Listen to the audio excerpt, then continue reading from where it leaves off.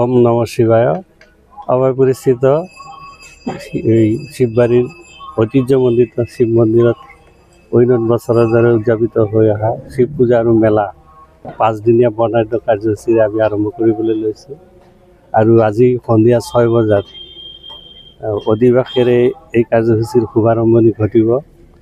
অন্য বছৰৰ দৰে আমি এইবুলিও আশাবাদী যে সকলো শ্ৰেণীৰ ৰাইজে ইয়াত সহযোগ কৰিব। যিদৰে আগতে আহিছে হিলদল ভাঙি চবে এই পূজা আৰু মেলাত উপভোগ কৰাৰ কাৰণে আহ্বান জনালোঁ আৰু সকলোৰে সহায় সহযোগিতা কামনা কৰিছোঁ, যাতে আইন শৃংখলা অটুট ৰাখি এই কাৰ্যসূচীসমূহ সম্পন্ন হয়।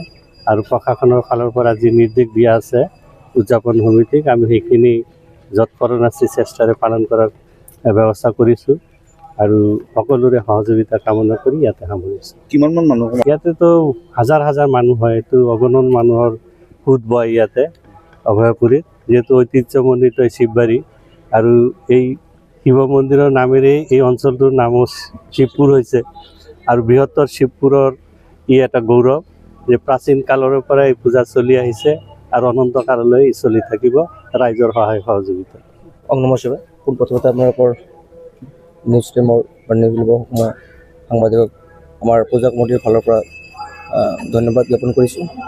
আমাৰ অন্য বছৰৰ দৰে এইবুলিও আমাৰ শ্ৰী শ্ৰী বাণেশ্বৰ শিৱ বাবাৰ পূজা আমি পাতিবলৈ ওলাইছোঁ। আজি 25 তাৰিখ ফেব্ৰুৱাৰী আৰু 12 ফাগুন। তো আজি আমাৰ শ্ৰী শ্ৰী বাণেশ্বৰ শিৱ পূজাৰ 6 বজাত অধিবাস হ'ব। অহাকালি হ'ল আপোনাৰ 26 ফেব্ৰুৱাৰী। সিদিনাখন আমাৰ পূজাৰ শিৱ বাবাৰ যিটো মেইন পূজা হ'ব। তো পূজা এইবাৰ আমাৰ দুদিনীয়াকৈ মানে হৈছে। 27 তাৰিখতো শিৱ বাবাৰ শ্ৰীচৰণত পূজা কৰাব আৰু 28 তাৰিখত আমাৰ এই পূজাৰ লগত সংগতি ৰাখি আমাৰ বৃহত্তৰ অঞ্চলৰ মানে ৰাইজৰ সহযোগত মেলাৰ আয়োজন কৰা হৈছে। 28 তাৰিখত আমাৰ কিছু মানে মেলাৰ লগত সংগতি ৰাখি আমাৰ টকাৰী নামৰ আয়োজন কৰা হৈছে।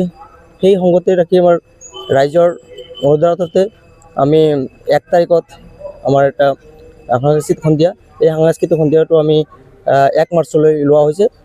যিখিনি হয় মানে আমাৰ পৰীক্ষা, যিহেতু আগন্তুক পৰীক্ষাৰ ফালৰ পৰা হেৰি কৰি আমি প্ৰশাসনৰ নিৰ্দেশ মানি আমাৰ যিটো ফাংচন, যিটো সাংস্কৃতিক সন্ধিয়া আমি 1 তাৰিখলৈকে লৈ গৈছোঁ আৰু প্ৰশাসনে আমাৰ যি নিৰ্দেশ দিয়ে সেই নিৰ্দেশমৰ্মে আমি এইখিনি আমি পালন কৰাৰ কাৰণে আমি যতনৰে চেষ্টা কৰিম আৰু ৰাইজৰ সহায় সহযোগিতা আমি বিচাৰিছোঁ।